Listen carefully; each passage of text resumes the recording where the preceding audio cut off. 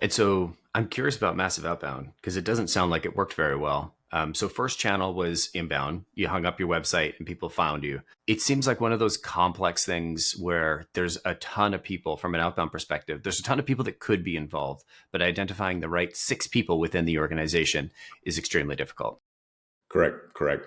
So there are a few tools. Obviously, one is you can find. So, for example, if we keep with Shopify, you can find out more or less on maybe how much they sell. Obviously, right? You can somehow traffic that and crawl it and so on. What types of products that helps, right? The complexity I mentioned. Like if you sell food, you do have an issue. I know that because Shopify is not capable of tracking that. And well, actually, by law, you should know which kind of production lot you send out to which customer if you have an issue, because you need to be able to call.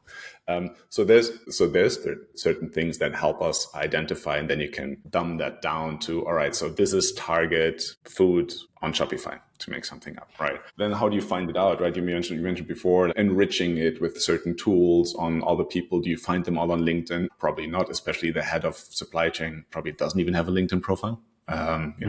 Chances are in the United States it's much more likely than in any other country. And then it goes on and on, right? And then how do you target them? And then how do you nurture them? How do you feed them? Some just download something, but they might not want to have an initial conversation with you, or they don't react. So you put them into a nurturing pipeline and sending them hopefully valuable information on how to improve their warehouse, to then at some point, they feel, you know what, I really need to take care about this issue now. So there's many different ways, but as you said, we were approached by a rather large fund that also runs an outbound business in the enterprise software sector, to massification of outbound, both email and call and so on. It has been of mixed results. For us, the conversion, the conversion rate, of course, from inbound is a multiple higher than that. Of course.